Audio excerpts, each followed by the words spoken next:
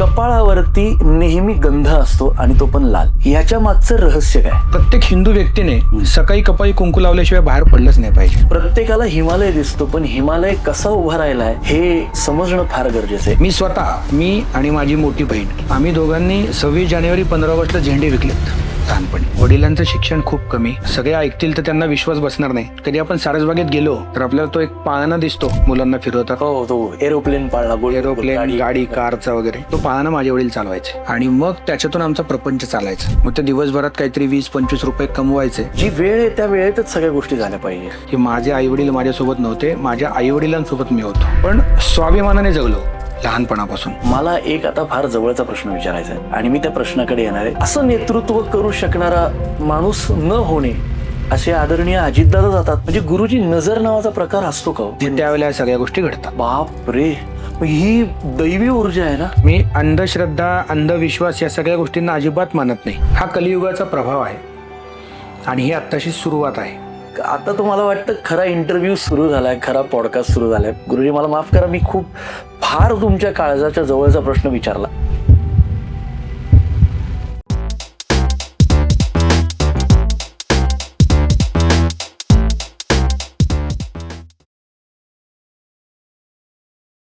गुरुर् ब्रह्मा गुरुर्विष्णू गुरुर्देवो महेश्वरा गुरुर साक्षात परब्रह्म तस्मै श्री गुरुवे नमः.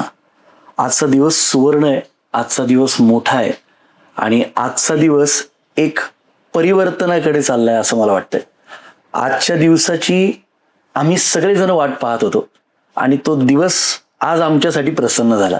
समा जोशी प्रस्तुत मोकळ्या गप्पा mind meets mind in association with SD films, KK picture arts, powered by Suvidha Sankalp group. SD reality सादर करत आहोत chitchat with Digvijay Joshi season 3. आणि आज आम्ही ज्यांची मुलाखत घेणार आहोत, ज्यांच्याबरोबर आम्ही मोकळ्या गप्पा मारणार आहोत, ते म्हणजे एका चुकलेल्या प्रवासाला योग्य वाट दाखवणारे ते गुरुवर्य सुजित देशमुख गुरुजी यांच्याबरोबर आपण आज मोकळ्या गप्पा ह्या पॉडकास्टमध्ये आलो.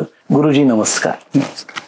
गुरुजी, आपल्याकडे पाहिल्यानंतरच किती आनंदाने व्यक्त व्हावं ही म्हणजे या कार्यक्रमाची सुरुवात आहे. मला पहिला प्रश्न वगैरे मी विचारणार नाही, कारण हा कॅन्डिड इंटरव्ह्यू आहे. आपण खूप सुंदर असं कॅन्डिड टॉक्स करतो. तर आज सगळ्या आपले जेवढे विद्यार्थी आहेत, जेवढे आपल्याकडे मार्गदर्शनासाठी येतात, त्यांच्यासाठी एक खरी सुवर्ण मेजवानी आहे. कारण आज खूप साऱ्या प्रश्नांचे तुमचे उत्तर आपण लाईव्ह गुरुजींना विचारणार आहोत आणि या पॉडकास्टच्या माध्यमातून. गुरुजी कसे आहात? अगदी उत्तम, छान. मला पाहिल्यानंतर प्रसन्न वाटते. आता खूप धावपळ झाली का येताना आपली? हो, जरा बाकीची सगळी धावपळ होती आणि त्याच्यामध्ये मग कारण बरेच दिवस आपली ही चर्चा चालली होती की आपल्याला या सगळ्या गोष्टी करायच्या आहेत आणि मग आज ठरवलं की आज आपण ते पूर्ण करूया. कारण दिग्विजय जोशी हे नाव खूप चांगल्या पद्धतीने वरच्या लेवलला जातंय आणि त्याचा मनोमन खूप आनंद आहे की आपली जवळची व्यक्ती एका चांगल्या टप्पा पार करत करत करत गड मोठा सर करत आहे. आणि आपली चर्चा होत होती, माझीही मनापासून इच्छा होती की आपण एक करूया. कारण पॉडकास्ट आणि ह्या सगळ्या गोष्टींचा तर ट्रेंड असेल, हो, तरी वैयक्तिक मी या विचारांचा आहे की जे करायचं ते चांगलं करायचं. हो, म्हणून बऱ्याच जणांची मागणी असूनही मी फार त्या गोष्टीमध्ये जात नाही. पण दिग्विजयचा आग्रह आणि दिग्विजयचं प्रेम आज या टप्प्यावर आपण चर्चा करतोय. गुरुजी, पहिल्यांदा आपल्याकडे पाहिल्यानंतर एक तेजस्वी व्यक्तिमत्व, आध्यात्मिक तेज, ऊर्जा आणि एक वलय जे आपण नेहमी पाहतो का आम्हाला जाणवतं. गुरुजी, पहिला प्रश्न असं विचारायचा आहे की इतक्या सुंदर शुभ्र वेशभूषेत तुम्ही आलात, प्रसन्न चेहरा आहे, कपाळावरती नेहमी गंध असतो आणि तो पण लाल. याच्या मागचं रहस्य काय? कारण काही लोक गंध लावतात, तुम्हीच सांगितलं की गंध लावणं फार गरजेचं असतं, टिळा लावणं गरजेचं असतं, तर तुम्ही हा रेग्युलरली रोज तुमच्या मस्तकावरती असतो, त्याच्या मागचं कारण काय? आता थोडंसं आता आपण जसं सुरुवात केली आपण आणि आपल्या शोचं नाव आहे मोकळ्या गप्पा. हो. तर आता बोलत असतानाही आपण चर्चा सोप्या पद्धतीने सगळ्यांना लक्षात येईल अशाच पद्धतीने करूया. हो. जसं आपण म्हणतो की प्रत्येक मनुष्य जो आहे त्या मनुष्यामध्ये एक ऊर्जा असते. हो. मग त्या ऊर्जेचा उपयोग त्याने कशा पद्धतीने करावा हे त्याच्या सगळ्या त्या आजूबाजूच्या ऍटमॉस्फेअर, त्याच्या विचारांवर आणि सगळ्या गोष्टींवर डिपेंड असतं. परमेश्वर या जगामध्ये आहे. परमेश्वराचं चैतन्य, परमेश्वराचं अस्तित्व हे कोणाला कधीही नाकारता येणार नाही. पण आपल्या शास्त्रामध्ये जो उल्लेख आपल्याला जाणवतो त्यानुसार प्रत्येक माणसामध्ये एक परमेश्वर आहे. हो. ज्या पद्धतीने आपण परमेश्वराची पूजा करतो रोज, तसं आपण स्वतःसाठी पण काही केलं पाहिजे. अच्छा. म्हणून आपल्या हिंदू संस्कृतीमध्ये काही गोष्टींना खूप जास्ती महत्व आहे. प्रत्येक हिंदू व्यक्तीने सकाळी कपाळी कुंकू लावल्याशिवाय बाहेर पडलंच नाही पाहिजे. प्रत्येकाने केलं पाहिजे. आणि हे आपण स्वाभिमानाने, अभिमानाने केलं पाहिजे. वा. स्वाभिमानाने आणि अभिमानाने. तुमच्याकडे बघून त्या माणसाला लगेच लक्षात आलं पाहिजे की हा सनातनी परिवारातला व्यक्ती आहे. अरे वा. आणि मग आपण घरातून बाहेर पडण्यापूर्वी आपल्या स्वतःमध्ये असलेली जी काही ऊर्जा आहे, आपल्याकडे असणारे जे काही चांगले गुण आहेत, या सगळ्या गुणांचं पूजन करून बाहेर पडावं. अगदी बरोबर आहे. आपण जे म्हणतो आज्ञाचक्र, बरेच जण सांगतात 2 भुवयांच्या मध्ये कुंकू लावावं. आपल्या आज्ञाचक्राला या ठिकाणी ज्यावेळेला कुंकू लावतो त्यावेळेला तिथे जे प्रेशर येतं त्या ठिकाणी आपलं आज्ञाचक्र असताना ते आज्ञाचक्र ऍक्टिव्हेट होतं. आज्ञाचक्र ऍक्टिव्हेट झाले की तुमच्या विचारांची प्रगल्भता, चांगले विचार, ह्या सगळ्या गोष्टींमध्ये खूप चांगले बदल तुम्हाला दिसून येतात. म्हणून बालपणापासूनच सवय आहे, कुंकू न लावता मी आजपर्यंत कुठल्याही कॉर्पोरेट फंक्शनला जाऊ देत, कुठल्याही विधीला जाऊ देत, नाही तर मी कुठे व्यायामाला जाऊ देत, नाही तर कोणाला भेटायला जाऊ देत, पण मी कपाळी कुंकू लावल्याशिवाय कधीच बाहेर पडत नाही. वा. म्हणजे माझ्या घरामध्ये माझ्या मुलींना त्या कुंकू माझ्या कपाळी पाहण्याची एवढी सवय झालेली आहे. रात्री घरी गेल्यानंतर जर मी तोंड धुवून जर थोडंसं निवांत बसलो तर ते म्हणतात बाबा कुंकू लावा. म्हणजे तसं पाहायला गेलं तर ही विचारांची देवाणघेवाण तुमच्या घरात पण आलेली आहे. हो, हे गरजेचं पण आहे. आपण जसं करतो तसं आपल्या घरातले आपल्याला follow करतात. नक्कीच. किती मोठी गोष्ट. गुरुजी, तुम्ही लहानपणाचा विषय काढला बोलता बोलता. कॅन्डिड गप्पा आहेत, मोकळ्या गप्पा आहेत. आपण म्हटलात की लहानपणापासून तुम्ही आज्ञाचक्र हे तुम्ही गंध कुंकू लावता लहानपणी. म्हणजे आता तसं पाहायला गेलं तर तुम्ही आमचे मार्गदर्शक आहात. तुम्ही आम्हाला दिशा दाखवता आणि मग आम्ही त्या दिशेवरती आधी ती दिशा निवडायच्या आधी आम्ही तुमच्याकडे येतो आणि आपोआप ती दिशा दिग्विजयी होती जसं तुम्ही म्हणता. लहानपणी तुम्ही खूप असा दंगा वगैरे करायचा असं म्हणजे काय? प्रचंड. हो, प्रचंड. आता असं म्हणजे आता ही हा बदल आणि हा आध्यात्मिक विचारांचा बदल आहे, पण लहानपणी खूप दंगा करायचा. हो, प्रचंड करायचो. आणि सगळ्यात खोडकर विद्यार्थी म्हणून मी अगदी नामवंत होतो. कुठल्या शाळेत होता गुरुजी आपण? माझं प्राथमिक शिक्षण सगळं पुण्यामध्येच झालं. मी गोपाळ प्राथमिक विद्यालय, गोपाळ हायस्कूलमध्ये सदाशिव पेठेतली मराठी मीडियम, मराठी माध्यम. आणि मग त्यानंतर तुम्ही आळंदीचा? त्यानंतर आळंदीला गुरुकुलामध्ये आमचं जे वेद विद्यालय आहे, महर्षी वेदव्यास प्रतिष्ठान, परमपूजनीय स्वामी गोविंददेव गिरीजी महाराज, पूर्वाश्रमीचे आचार्य किशोरजी व्यास यांच्या मार्गदर्शनाने जे काही वेद विद्यालय भारतामध्ये चालतात त्या वेद विद्यालयांमधलं प्रथम वेद विद्यालय आळंदीमध्ये आहे, सद्गुरू निजानंद महाराज वेद विद्यालय. त्या वेद विद्यालयामध्ये मी पुढच्या शिक्षणासाठी प्रवेश घेतला होता. कसं असतं की आता आपण आसपास आपण 80-90s किड आहोत, म्हणजे 80-90च्या दशकातले आपण सगळेजण आहोत. आपला जन्म आसपास बरोबर. आपण नॉन आधुनिक जग पण बघितलंय, आपण आधुनिक जग पण बघितलंय. आजही आपले पालक आपल्याला घरात येताना म्हणतात की पाय धुतलेस का? असं करायचं नाही, मोठ्याने बोलायचं नाही. आपण ह्या परंपरेत वाढलेले आहोत. आता हे जेनझी वगैरे हे सगळा काळ वेगळा आहे. आता आपण आई बाबा झालो तर आपण ते जुने संस्कार आणि आता आपली आध्यात्मिक ऊर्जा तर वेगळी आहे, तर ते आपण आपल्या मुलांमध्ये द्यायचा प्रयत्न करतोय. जेव्हा तुम्ही गुरुकुलात गेला, गुरु परंपरेची आता संपूर्ण सेवा करणार, लोकांची सेवा करणार, परमात्म्याच्या मध्ये विलीन होऊन त्याची साधना करणार, हे जेव्हा तुम्ही लहानपणी ठरवलं, तुमचे आई वडील तुम्हाला काही बोलले नाही की बाबा असं काही करू नकोस, इंजिनियर हो, डॉक्टर हो, कन्स्ट्रक्शन मध्ये जा, असं काही होतं? विरोध होता? खरं हे संपूर्ण वेगळं क्षेत्र आहे. खरं तर हे जे क्षेत्र आहे हे आमच्या संपूर्ण कुटुंबासाठीच सुरुवात होती. म्हणजे या क्षेत्राशी कोणाचा कशाचा काहीही संबंध नाही. माझे वडील पुणे महानगरपालिकेमध्ये नोकरी करत होते आणि आमचा छोटासा परिवार, आई वडील, माझी मोठी बहीण आणि मी. अच्छा. ज्यावेळेला अशा पद्धतीचा विचार मला कोणी मांडला नाही, मी घरच्यांसमोर मांडलं की मला इकडे जायचं आहे आणि मला हे शिक्षण घ्यायचं आहे. घरच्यांनी प्रचंड विरोध केला, कारण या क्षेत्राशी निगडीत असणाऱ्या समज गैरसमज खूप प्रकारे मनामध्ये पूर्वीपासून आत्तापर्यंत आहेत. की इकडे जाऊन काय होणार आहे, पुढे जाऊन सगळं मग आयुष्य खराबच होईल, मग गडबडच होईल. तुकाराम महाराज पण वाचले नाही. तुकाराम महाराज पण वाचले नाहीत. आणि मग त्यामुळे संभ्रम निर्माण झाला. पण माझी इच्छाशक्ती, मी केलेला आग्रह, याच्यामुळे घरचे म्हणाले हरकत नाही. मग त्यांनी जड अंतःकरणाने मला तिकडे प्रवेश घेऊन दिला आणि माझ्या शिक्षणाला सुरुवात झाली. वयाच्या 8व्या-9व्या वर्षीच मी आळंदी वेद विद्यालयामध्ये प्रवेश घेतला. वयाच्या 8व्या-9व्या वर्षी मुलं मोगली बघायची, मुलं चंद्रकांत बघायचे, मुलं कॅप्टन प्लॅनेट बघायचे आणि वयाच्या 8व्या-9व्या वर्षी सुजित देशमुख गुरुजी हे पांडुरंगाला आपला हिरो मानायला लागले. किती मोठी गोष्ट आहे. गुरुजी हे सगळं करत असताना असंच कॅन्डिड गप्पा चालल्या, तेव्हा आपले वडील, तुम्ही सांगितलं की तेव्हा महानगरपालिकेत होते. घराचं संपूर्ण जे बॅकग्राऊंड, का आता तुम्ही तसं बघायला गेलं तर तुमची मोठी बहीण तुम्ही आता सांगितलं ताई, आणि तुम्ही तर वडिलांचं एक असतं की मुलगा मोठा होऊन घराची संपूर्ण धुरा चालवतो. हे सगळीकडे आपल्या हिंदू संस्कृतीत भारतात. तेव्हा वडील आणि तुमच्या फायनान्शियल्स कशा होत्या, कशा पद्धतीने? कारण काय होतं, आता मी हा प्रश्न का विचारतोय, कारण आता मुलांच्या फिया 1-1, 1.5 लाख रुपये झाल्यात. मला 2 मुलं आहेत, तुम्हाला 2 मुली आहेत. आता परमात्म्याच्या कृपेने आपण चांगले कर्म करतो म्हणून परमात्मा आपल्याला छान देत राहतो. म्हणजे आता तर इंग्लिश मिडियमच्या फिया 1.5 लाख रुपये, 2 लाख रुपये, 2.5 लाख रुपये.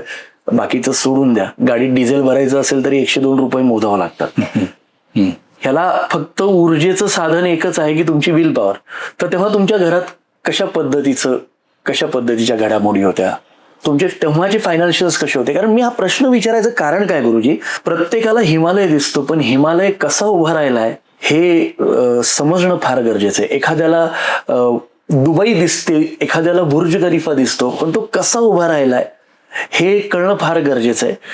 प्रत्येकाला दिसतं की आज सुजित देशमुख गुरुजी इतक्या उंचीवर आहेत, ते उंचीवर आहेतच म्हणा, पण ते उंचीवर काय आहेत तर आध्यात्मिक ऊर्जा आहे, पण त्याच्या मागे समर्थन आणि पूर्ण जे प्रेरणा आहे ती त्यांच्या घरात नाही, असं मला कळलं. तर गुरुजी तेव्हा काय काय संघर्ष होते तुमच्या जीवनात?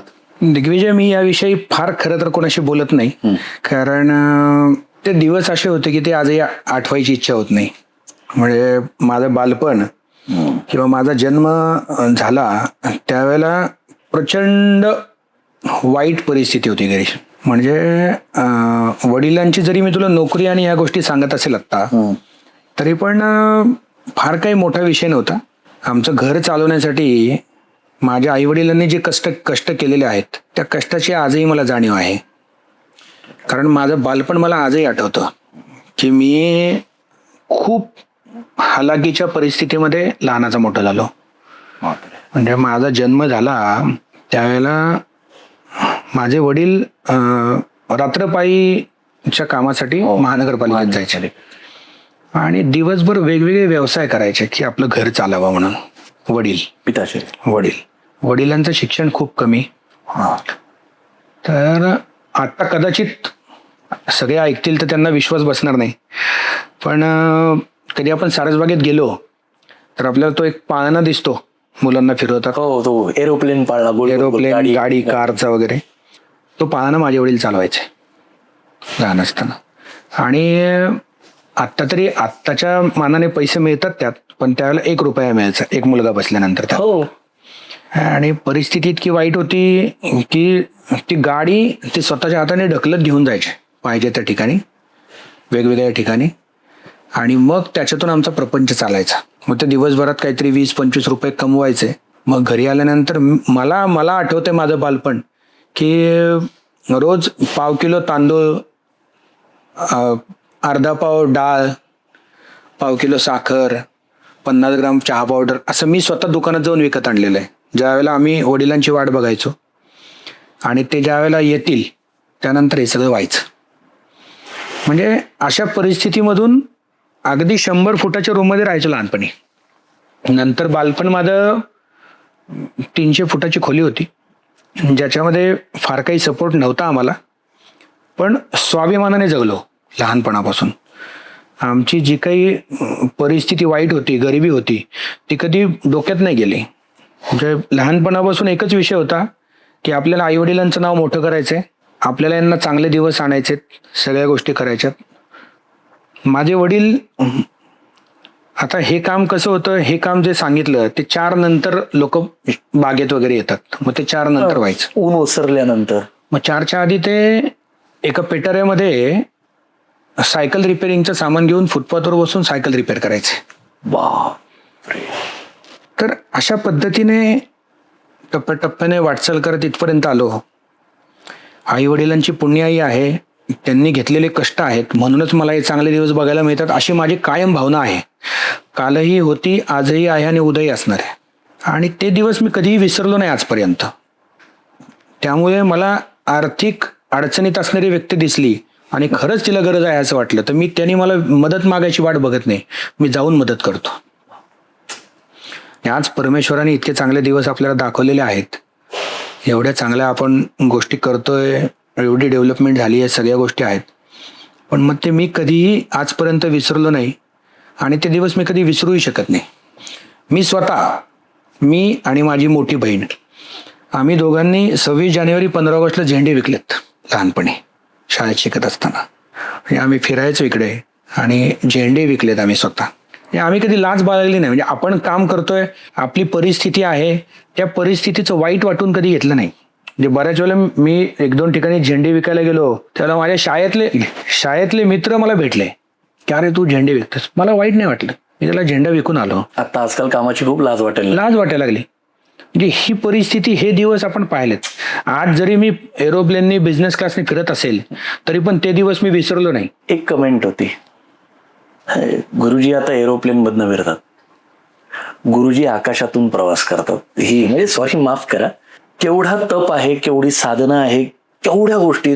आता तर मला वाटतं खरा इंटरव्ह्यू सुरू झालाय, खरा पॉडकास्ट सुरू झालाय. गुरुजी मला माफ करा, मी फार तुमच्या काळजाच्या जवळचा प्रश्न विचारला, मला माफ करा. झेंडे विकणं, आपल्या वडिलांनी ज्या पद्धतीची एवढे अफाट परिश्रम आपल्या आईंनी, तर माझ्यासमोर जेव्हा तुम्ही गुरुजी हे सांगत होता ना, तेव्हा मला ना वासुदेव कृष्णाचा जन्म आठवला. या सगळ्या फ्रेम्स माझ्या डोळ्यासमोर होता आणि त्या पद्धतीने तुम्ही जे सांगत होता हे खरं माझ्या आपल्या पॉडकास्टच्या माध्यमातून, मोकळ्या गप्पातनं हे आपल्या सर्वांना शिकण्यापेक्षा समजणारी गोष्ट आहे की कष्ट केल्यानंतर कष्ट कसे उत्तम पद्धतीने आपल्याला फळं देतात. पण हे फळ ते खात नाही, हे लोकांना ते फळ देतात, लोकांना ते वाटतात. हे असे आमचे सुजित देशमुख गुरुजी आपण अनेक सोशल वर्क, अनेक सामाजिक कामं खूप छान छान करतात आणि हे सगळ्यांना माहिती आहे, आम्हाला माहिती आहे. मी आपल्याला 16-17 वर्षापासून ओळखतो.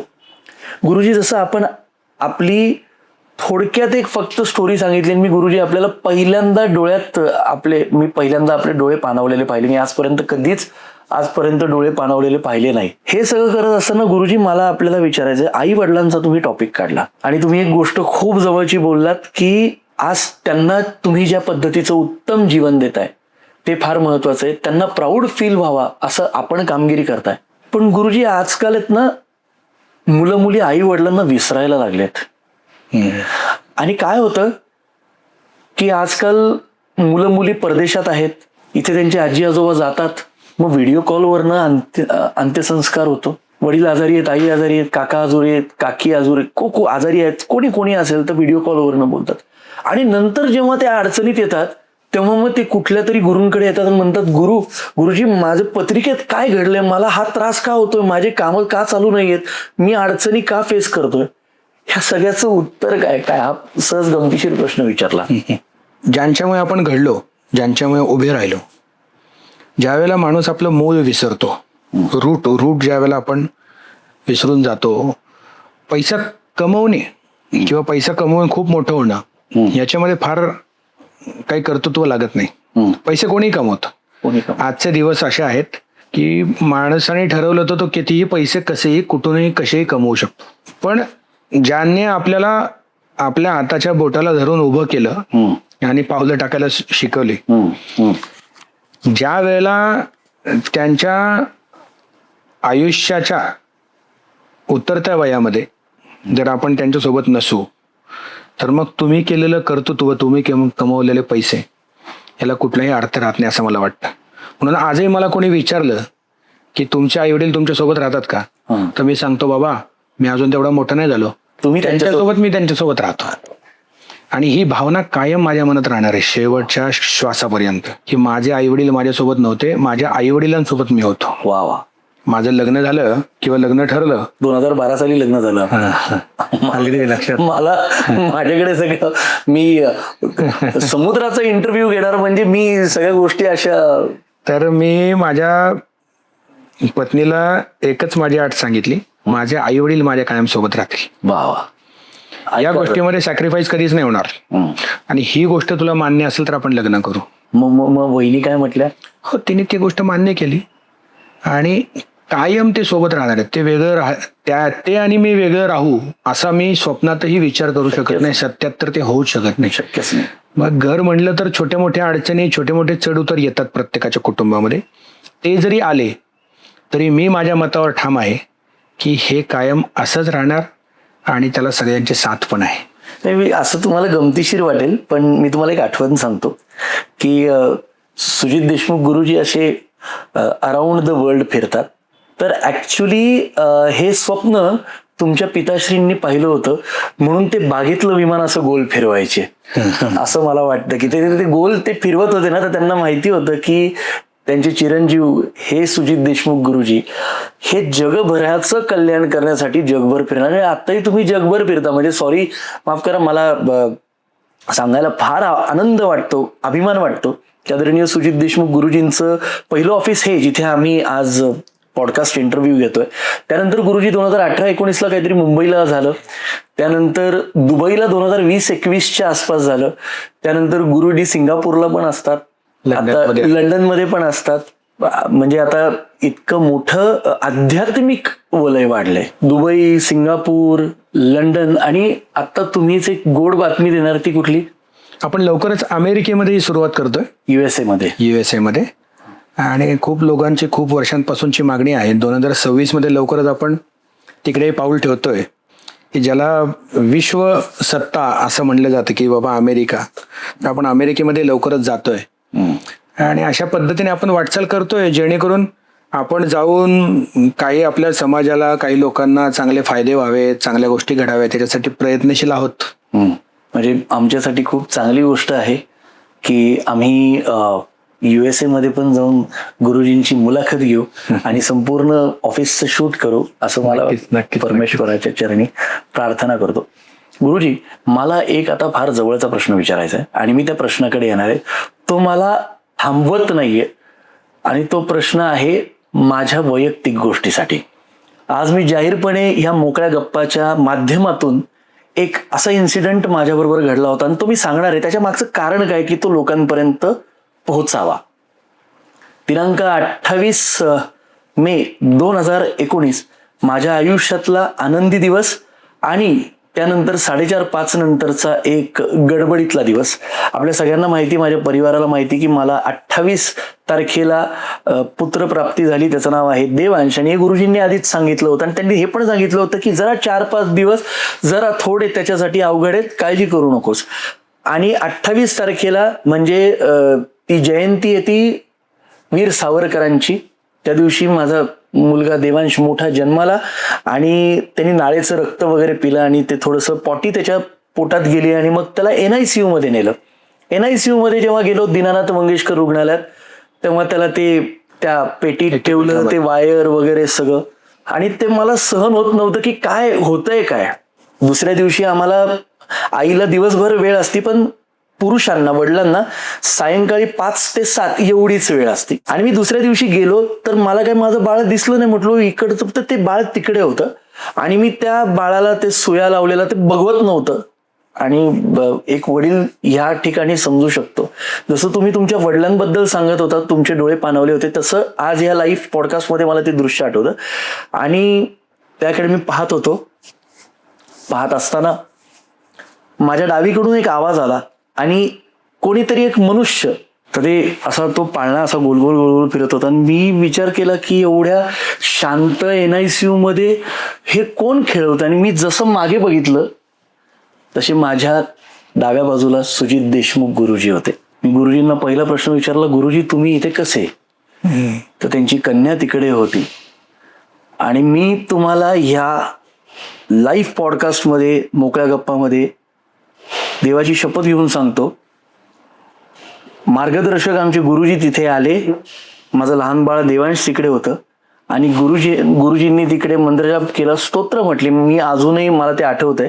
दुसऱ्या दिवशी मला दीनानाथमधनं फोन येतो आणि ते म्हणतात की बाळ एकदम बरं आहे, तुम्ही घेऊन जा. गुरुजी हे काय? आता हा मी फार स्वार्थी माणूस म्हणून प्रश्न विचारलाय, पण अशा अनेक गोष्टी अनेक लोकांबरोबर होतात. हे काय होतं गुरुजी? बऱ्याच ज्या घडामोडी आपल्या आयुष्यामध्ये घडतात दिग्विजय, या सगळ्या गोष्टींचा संदर्भ व्यवस्थित विचार केला तर हे सगळं पूर्वसंचित किंवा पूर्व प्रारब्ध असतं आपलं. बरोबर आहे. की आपल्या आयुष्यामध्ये येणारी संकट आणि मिळणारा सक्सेस या दोन्ही गोष्टी त्याच्यावर डिपेंड आहे. बरं. म्हणून आपण थोडा मोठ्यांकडून पहिल्यापासून ऐकत आलोय की कर्म, आपले जे कर्म असतात, या कर्माचं फळ हे 100% मिळतंच. बरोबर आहे. मग चांगली कर्म केली तर चांगलं फळ मिळतं, वाईट कर्म केली तर वाईट फळ मिळतं. बरोबर आहे. आता आपण या मोकळ्या गप्पा करतोय, या गप्पांमध्ये तू बऱ्याच वेळेला उल्लेख केलास की गुरुजींचं मार्गदर्शन मिळालं, गुरुजींचं सहकार्य मिळालं. ह्या सगळ्या तुझ्या भावना, तुझी श्रद्धा, तुझ्या या गोष्टीत, आणि खरं तर ह्या श्रद्धेलाच फळ मिळतं. अच्छा, श्रद्धा महत्वाची. श्रद्धाच महत्वाची आहे. श्रद्धाच. ज्या वेळेला श्रद्धेने तुम्ही कुठेतरी सबमिट होता, तुम्ही स्वतःला ज्या वेळेला पूर्णपणे त्या ठिकाणी झोकून देता, त्याच वेळेला तुम्हाला कोणीतरी पूर्णपणे मदत करू शकतं. बरोबर आहे. मग परमेश्वराचंच काहीतरी एक आखलेलं सगळं गणित असतं आणि त्या गणितामुळे हे सगळं होतं. अगदी बरोबर.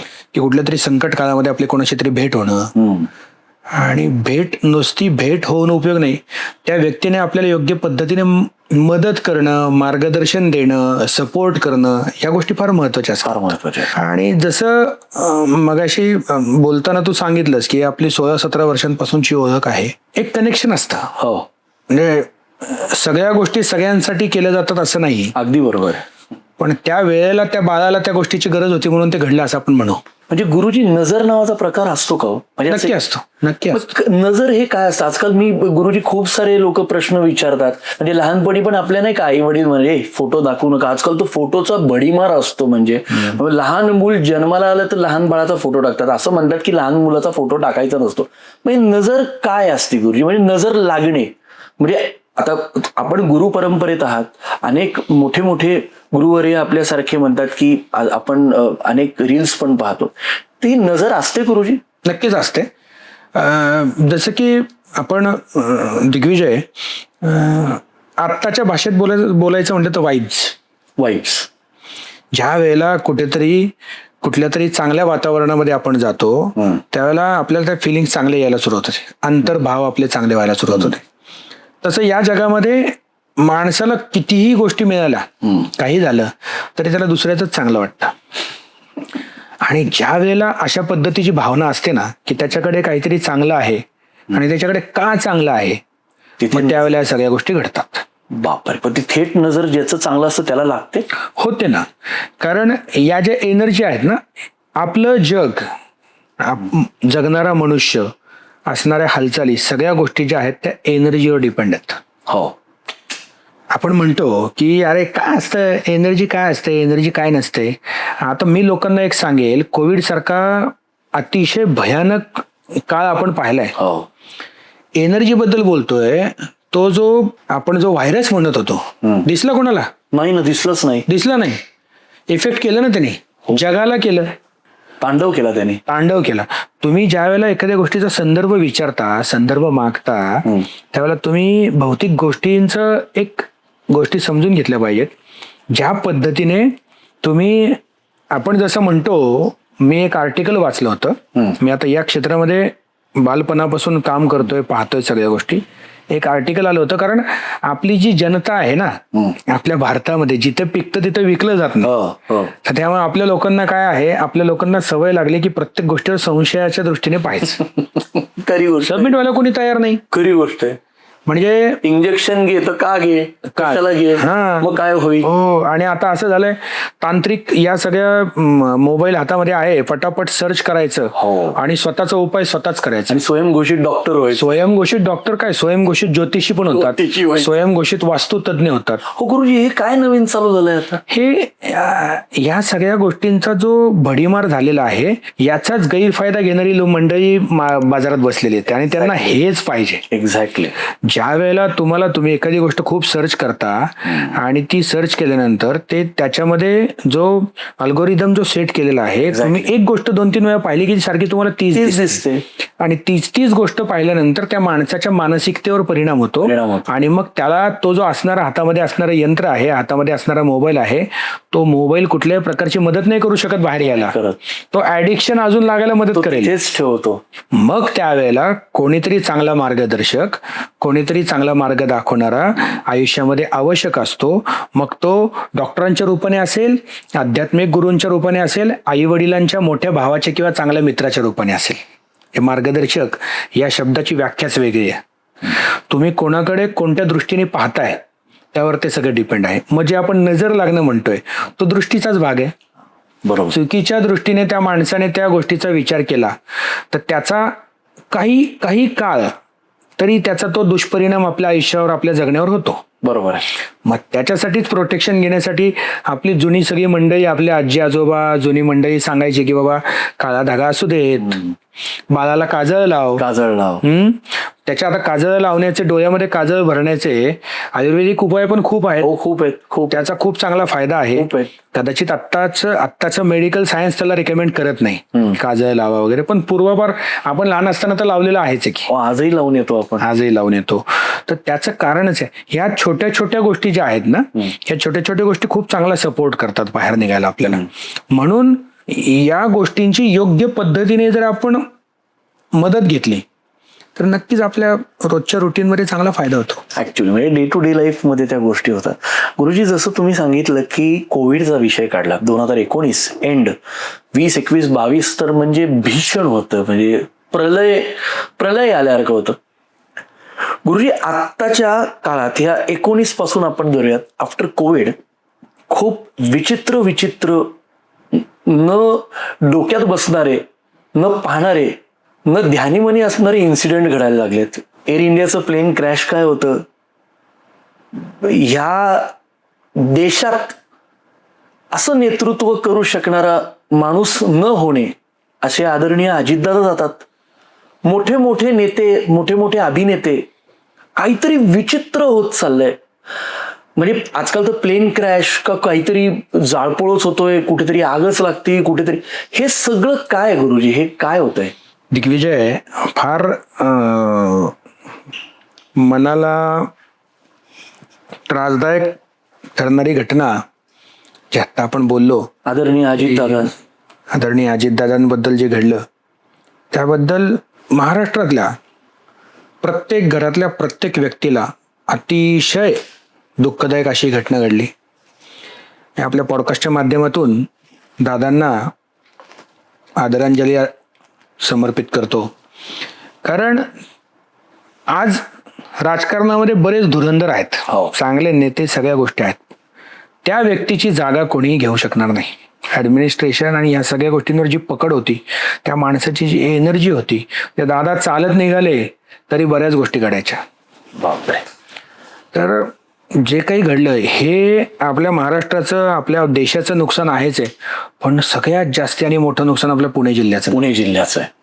आदरणीय दादा पुण्याचे पालकमंत्री, म्हणजे जो रुबाब होता की दादा आमचे पालकमंत्री, आणि त्यांची निर्णय क्षमता, अधिकारी, सगळ्या वर्गावर असणारी पकड, गोष्टी, सगळ्या गोष्टी, खूप कलियुगाचा प्रभाव आहे की किंवा आपल्या महाराष्ट्राचं दुर्दैव आहे की आतापर्यंत जे चांगले नेते होते ते फार अल्प वयामध्ये आपल्यापासून दुरावले गेले. हो ना, विलासराव आहेत, आपले आर.आर. आबा असतील, आर.आर. आबा आहेत, गोपीनाथराव मुंडे आहेत, मेटे साहेब आहेत.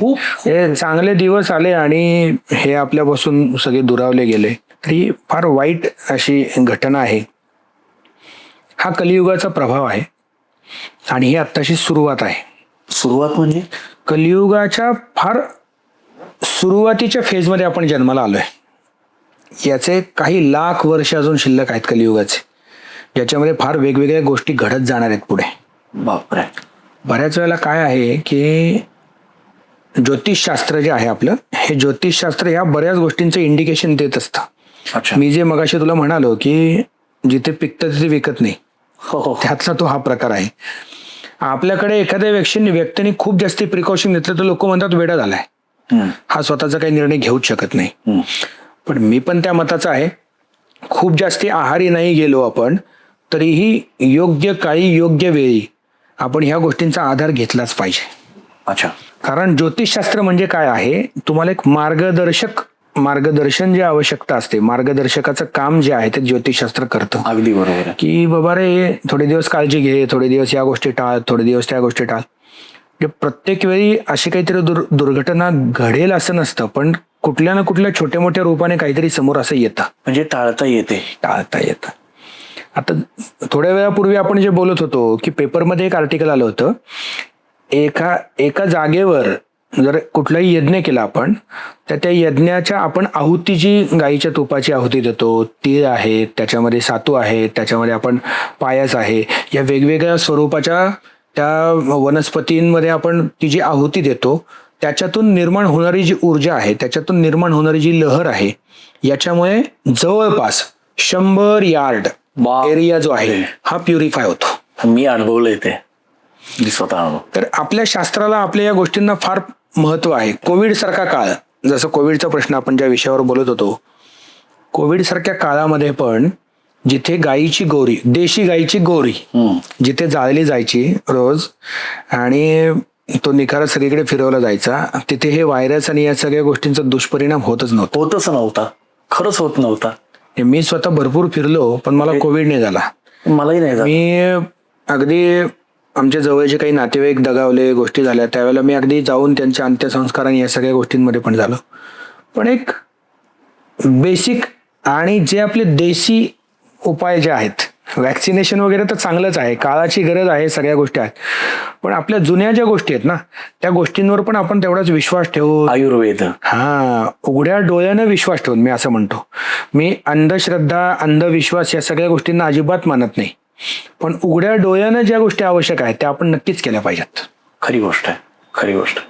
म्हणजे जसं तुम्ही सांगितलं गुरुजी की ही कलियुगाची सुरुवात आहे आणि मला तुमच्या सांगण्यातनं आता एवढंच कळालं, आदरणीय दादा गेले नव्हते पाहिजे, ही तर खरी गोष्ट आहे. कारण दादा असते असं वाटतं की कोणीतरी आपला पाठीराखा केला. पण अरे मी माझ्या मुली शाळेत गेल्या होत्या, शाळेतून मुली आल्यानंतर मुलींना ज्या वेळेला कळलं दादा गेले, दोघी रडल्या. आयुष्य ज्या कधीही अजितदादांना भेटल्या नव्हत्या.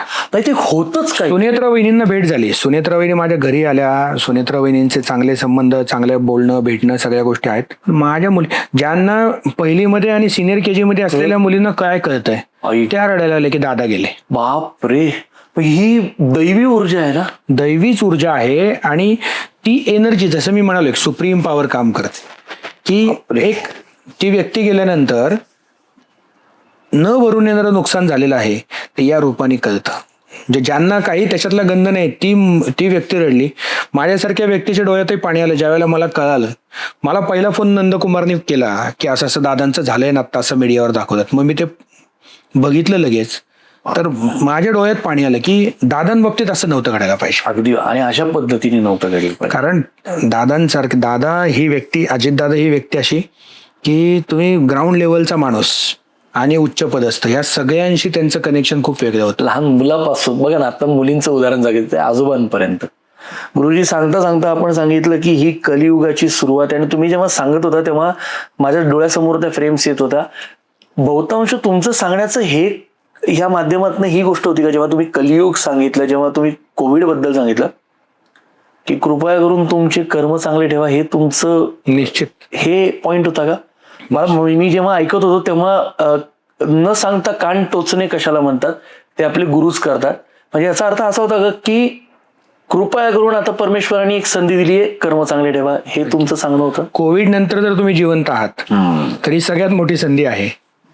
कारण शेकडो आपण अंत्यविधी पाहिले, ज्या अंत्यविधींना घरची लोकही जाऊ शकत नव्हते. हो ना. अशा परिस्थितीतून परमेश्वराने तुम्हाला बाहेर काढलं असेल तर ही संधी आहे हे ज्याला कळत नसेल त्याच्याबद्दल काय विचार करणार आपण? खरी गोष्ट आहे. गुरुजी, मला एक विचारायचंय, थोडासा गमतीशीर प्रश्न आहे. सिनेमा पाहायला आवडतो? हो, आता सिनेमा आता रिसेंटली कुठला सिनेमा पाहिला? मला माहिती गुरुजींना वेळच मिळत नाही सिनेमा पाहायला. रिसेंटली कुठलं पाहिलं हे आठवावं लागेल मला. हो, म्हणजे पाहिलेलं असं नाही. गुरुजी, आवडता खाद्यपदार्थ काय? मला असं कळलं की वरण आणि त्याच्यावरती पोळी पूस करून आणि त्याच्यावरती तूप टाकायला तुम्हाला आवडतं असं का? हा, नक्कीच. मी जसं तुला सांगितलं मगाशी की लहानपणापासून एक वेगळ्या वातावरणामध्ये मोठा झालो आणि अजूनही मला बाहेर खाणं फार आवडत नाही. घरातलंच खा. खातो मी, म्हणजे खात नाही असं नाही, पण पर्याय नसेल तरच, नाहीतर घरचं जेवण हे best. सगळ्यात बेस्ट. गुरुजी, एवढी सगळी तुमची धावपळ आहे.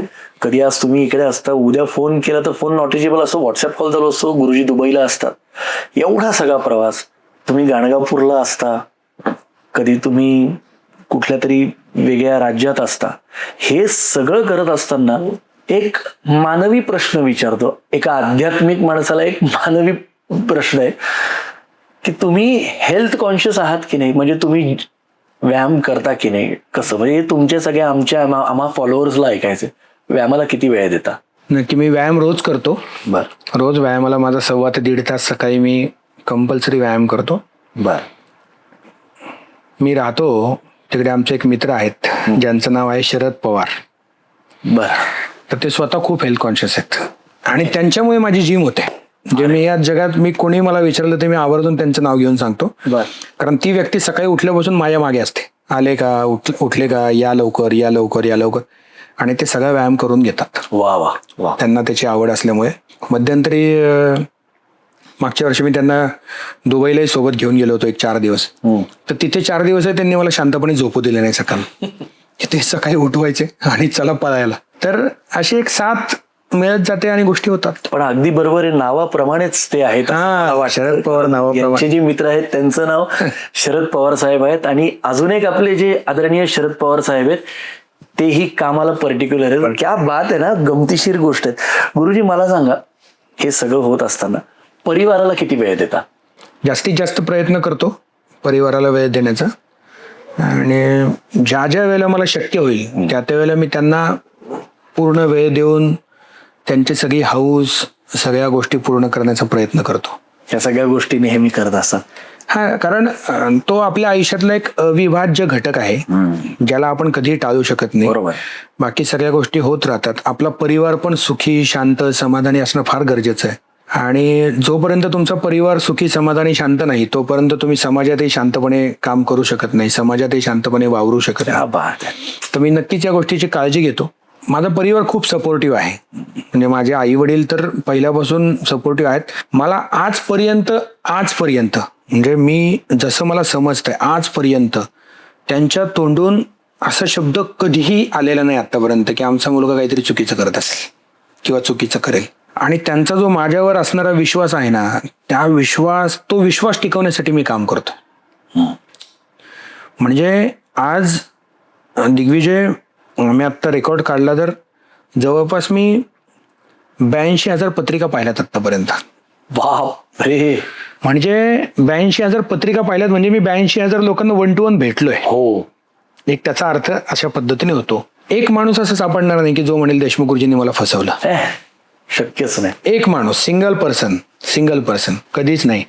मी बऱ्याच वेळेला बऱ्याच लोकांचं कुठले विधी केले, गोष्टी केल्या, आणि ज्या वेळेला मला लक्षात येते की याची परिस्थिती नाही, मी त्याच्याकडून काही घेत. हो, उदाहरण आहेत माझ्यासमोर, उदाहरण आहे. माझ्याकडे पत्रिका पाहायला आला आणि तो खूप अडचणीत असं वाटलं तर मी त्याला म्हणतो, बाबा तुझं चांगलं झाल्यानंतर दे. वा वा. कारण कसं आहे की there is no free lunch. म्हणजे तुम्ही कुठल्याही माणसाला खूप काही फ्री दिलं तर त्याला त्याची किंमत राहत नाही. मी त्याला काय सांगतो, तुझं चांगलं झाल्यावर तू दे.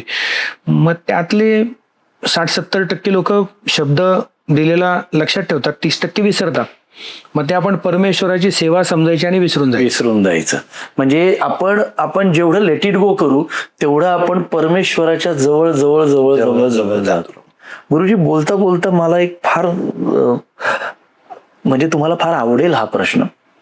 मला एक सांगा गुरुजी, अनेक लोक तुमच्याकडे येतात, अनेक विद्यार्थी येतात, वेगवेगळे प्रश्न घेऊन येतात. म्हणजे कॉमन प्रश्न आता जर मी विचार करतो, गुरुजी मला नोकरी लागेल का? सर्वात महत्वाचा प्रश्न आता, गुरुजी लग्न होईल का? हा मुलीचा पण प्रश्न आहे, मुलांचा पण प्रश्न आहे. तिसरा प्रश्न एक मानवी, आपण समजूयात, माझी तब्येत बरी होईल का? डॉक्टरांकडे जात ना, पण इकडे आल्यानंतर तब्येत बरी होती. चौथा सर्वात प्रश्न मोठा, की माझी मुलं बाळ शिक्षण कसे होतील, प्रॉपर्टी घेणं. आणि 5वा इम्पॉर्टंट प्रश्न, की माझ्या जीवनाचं काय. हे असे 5 मूलभूत प्रश्न आहेत जे माणसं घेऊन येतात आणि त्या गरजा आहेत. असं कोणी तुमच्याकडे आलंय का की हे 5ही प्रश्न न विचारता त्यांनी तुम्हाला प्रश्न विचारलाय की गुरुजी माझी सगळी मोहमाया संपली पाहिजे, मी देवाच्या जवळ अजून किती लवकर जाऊ शकतो, त्यासाठी मला काय साधना करावं लागेल? असा कधी प्रश्न तुमच्या समोर आलाय? बऱ्याच जणांचा प्रश्न असतो असा, पण फार तुरळक मंडळी आहेत अशी, फार तुरळक. त्यातला तू एक आहेस. हो, तू पण मला तो प्रश्न आत्ताच विचारलायस. मी दरवेळेलाच तो विचारतोस तो प्रश्न. परत मी बॅक टू आपण सब्जेक्ट जाऊया, की मगाशी जे म्हणालो पूर्वसंचित पूर्व प्रारब्ध, याचंच हे सगळं गणित आहे. ज्या वेळेला तुम्ही अशा विचारांमध्ये जायला सुरुवात करता त्यावेळेला कुठेतरी आयुष्यात चांगलं घडायला सुरुवात होते. अगदी बरोबर. आणि समाधानाच्या एका रेषेला ओलांडून तुम्ही पुढे जायला सुरुवात करताना त्यावेळेला परमेश्वर पण तुम्हाला भरभरून देतो. अगदी बरोबर आहे. तो कधी काही कमी पडू देत नाही. बरोबर आहे. आणि जो माणूस फक्त सक्सेस या गोष्टीच्या मागे पळत राहतो, संधी ही अशीच आहे, संधी समोरून दिसताना विचित्र दिसते आणि निघून जाताना ती अशी सरकन निघून जाते की ती परत हाती नाही लागत. मग ती अध्यात्माची असू देत, व्यवसायाची असू देत, नाही तर प्रापंचिक असू देत. वा. मग मी सगळ्यांना तेच सांगतो, जसं आत्ता बोललो, संधी जाते. एक सर्टन वयामध्ये तुम्ही लग्नाचा विचार केला पाहिजे. अगदी बरोबर आहे. आणि त्या वयामध्ये लग्न केलं पाहिजे. अगदी बरोबर आहे. अगदी बरोबर आहे. म्हणजे तुम्ही जर तुमच्या लग्नाचं वय आहे आणि करिअरवर फोकस करत असाल आणि करिअर सेट झाल्यानंतर लग्न करू असं म्हणाल, तर तुम्ही त्यावेळेला तुमचं लग्न लगेच होईल अशी अपेक्षा ठेवू नये. जी वेळ आहे त्या वेळेतच सगळ्या गोष्टी झाल्या पाहिजे. पूर्वी आपल्या पूर्वजांनी जी परंपरा होती, ज्या वयामध्ये ते लग्न वगैरे सगळ्या गोष्टी करायच्या, ते तर वय आता राहिलं नाही, कारण त्या वयात कोणी करत नाही. काही समाज आता आहे की तो ते पाळतो आणि ते सुखी जीवन पण जगतात. योग्य वयात झाल्यामुळे त्यांची पुढची पिढी, पुढच्या गोष्टी सगळ्या मार्गी लागतात. बरोबर आहे. पण थोडंसं एज्युकेशनल आता पाहिलं तर ठीक आहे, म्हणजे काही जे पॅरामीटर्स आहेत त्या वेळेला तुम्ही ते केलं पाहिजे. करिअर, या सगळ्या गोष्टी होत राहतात. ते कधीही न थांबणारं चक्र आहे आयुष्यात. कारण तुम्ही दरवेळेस सांगता की जेव्हा लग्न होतं तेव्हा दोन्ही कुंडली एकत्र होतात आणि मग नंतर काही भाग्य उघडायला प्रयत्न करतात. बरोबर. नक्कीच तसंच असतं. कारण माणसाच्या आयुष्यातला सगळ्यात मोठा इव्हेंट हाच आहे ना, लग्न. मोठा आहे, खरी गोष्ट. इव्हेंट ज्या वेळेला लग्न होतं त्यावेळेला त्याचा एक प्रकारे पुनर्जन्मच होतो. कोणती व्यक्ती तुमच्या आयुष्यात येणार आहे, तिच्या विचारांमध्ये आणि तुमच्या विचारांमध्ये तुम्ही दोघं कशा पद्धतीने एकत्र येणार आहात आणि पुढे कशी वाटचाल करणार, ते सगळं ठरतं. विचारांना एक कलाटणी मिळते तिथे. म्हणजे हा सगळा देवणघेवणाचा आपण काय म्हणूयात, हा योग आहे म्हणावा. गुरुजी, मला खूप जवळचा प्रश्न विचारायचा आहे. कण कण में है राम, जन जन में है राम, धरती में है राम, अंबर में है राम, सबसे बडा वो नाम जय श्रीराम जय श्रीराम. हे ऐकल्यानंतर मी खूप स्वतःला भाग्यवान समजतो की 22 जानेवारीला राम मंदिराची संपूर्ण स्थापना झाली. त्या दिवशी जन्मदिवस असतो माझा. आणि त्या टीव्हीवरती, त्याच्या आधी आम्ही असा टीव्ही लावून बघत होतो, मोबाईलमध्ये पाहत होतो, तेव्हा आम्हाला मोबाईलमध्ये, मायक्रो मीडियामध्ये, टीव्हीवरती आम्हाला देशमुख गुरुजी दिसत होते. त्यांचे गुरु गिरी महाराज गुरुजी. आणि गुरुजी त्या पावनभूमीत होते. काय अनुभव होता गुरुजी? हा सगळा योग येणं हे आमचे परमपूज्य स्वामी गोविंददेव गिरीजी महाराज आणि माझे गुरुजी महेशजी नंदे गुरुजी हो. हेही त्यावेळेला तिकडे होते सोबत. त्यांच्यामुळे तिथे जाण्याचं सद्भाग्य लाभलं. या सगळ्या गोष्टींमध्ये सहभागी होता आलं. ज्या गोष्टीची 500 वर्षांपासून लोक वाट पाहत होते. म्हणजे मी तर म्हणतो आपली सगळी जी आत्ताची पिढी आहे ही पिढी सगळ्यात भाग्यवान पिढी. भाग्यवान. राम मंदिर होतं ना, पाहिलं आपण. खरी गोष्ट. म्हणजे एक्स्ट्रीम पॉझिटिव्ह आणि एक्स्ट्रीम निगेटिव्ह दोन्ही पाहिलं. कोविड पण पाहिला आणि अयोध्या राम मंदिरही पाहिलं. अयोध्या राम मंदिर पाहिलं. याच्यापेक्षा वेगळे अनुभव तुम्हाला आयुष्यात काय पाहिजेत. हो ना, हो ना. राम मंदिराचं ज्या वेळेला त्या ठिकाणी सगळे विधी, सगळ्या गोष्टी, सगळ्यांना स्पर्श करणं, ज्या रामललाच्या गर्भगृहामध्ये तुम्ही आता कोणीच जाऊ शकत नाही. आता कोणीच नाही जाऊ शकत. तिथे जाण्याचे योग येणं, तिथे वावर करणं, तिथले सगळे जे विधी आहेत, मंदिराची वास्तुशांती आहे अयोध्या राम मंदिराची, हे सगळं करण्याचं भाग्य आई वडिलांचे आशीर्वाद, गुरूंचे आशीर्वाद, ह्याच्याशिवाय काही ते शक्य नव्हतं. आणि तो अनुभव विलक्षण होता. म्हणजे ते कधीही विसरू शकत नाही. ते दिवस कधीच विसरू शकत नाही. आत्ता जरी आम्ही परत राम मंदिरात गेलो तरी तिथे जाऊ शकत नाही, कारण आता सगळ्या नियमांमध्ये सगळे बंधनं आहेत, गोष्टी आहेत. पण त्यावेळेस सगळं करता आलं. रामलल्लाची मूर्ती आपण ठेवली आहे. रामलल्लांना स्पर्श करता आला. रामलल्लांची मूर्ती जगाने रामलल्ला 7 दिवसांनंतर पाहिले. त्यांच्या आधी 7 दिवस पाहण्याचे योग भाग्य होतं. म्हणजे या एवढ्या सगळ्या करोडो लोकांच्या जनतेमध्ये आपल्याला हे भाग्य मिळणं ही फक्त गुरूंचीच कृपा आहे आणि गुरूंच्याच आशीर्वादाने सगळं शक्य आहे. गुरु फार महत्वाचा असतो. फार महत्वाचं. म्हणून आम्ही सुरुवातच गुरुपासून केली. गुरूंचं स्तोत्र म्हटलं आणि सेम हुबेहूब अनुभव म्हणजे गुरुजी प्रयागराजला पण होते. एवढा मोठा पंडाल होता. ते तर अद्भुतच होतं. अद्भुतच होतं. महाकुंभ आणि महाकुंभामध्ये स्नान करणं. 11 दिवस तिथे राहिलो. 11 दिवसांचं तिथे अनुष्ठान होतं आणि त्या अनुष्ठानामध्ये वेगवेगळ्या पद्धतींचे अनुभव, आपली परंपरा, जे नागा साधू असतात, जे कधी तुम्हाला सहज पाहायला मिळत नाहीत, त्यांना भेटून, त्यांना पाहून, तो सगळं वातावरण, जगातला सगळ्यात मोठा वैश्विक उत्सव आपण म्हणू, तो वैश्विक उत्सव होता. आणि काय मॅनेजमेंट, काय गोष्टी, आणि स्पिरिच्युअल जे एक वातावरण, आध्यात्मिक वातावरण झालं होतं, त्याच्यामध्ये प्रत्येक माणसाच्या मनामध्ये भावना होती की मी त्या गंगेमध्ये ज्यावेळेला त्रिवेणी संगमामध्ये डुबकी लावून बाहेर येईल त्यावेळेला नक्कीच परमेश्वर मला काही ना काहीतरी चांगली ऊर्जा देणार आहे. आणि या ऊर्जेसाठी मला नाही वाटत भारतातला कुठला माणूस घरी बसला. आपण इतक्या सुंदर पद्धतीने मार्गदर्शन केलं. त्या जलाचा माझ्याबरोबर अनुभव मी तुम्हाला नंतर फोटो पाठवतो. गुरुजी, हे सगळं जेव्हा होतं, तुम्ही दरवेळेस नेहमी म्हणता की तुम आये नहीं हो तुम्हें बुलाया जाता है, तुम्हाला बोलवलं जातं. जसं आज आपल्या शेजारी शंकर महाराजांची मूर्ती आहे, त्याच्या मागे पांडुरंग आहे, इथे प्रभू राम आहेत आणि इथे परमेश्वराने पाठवलेला एक देवदूत आहे. गुरुजी, मला एक खूप जवळचा प्रश्न विचारायचा आहे.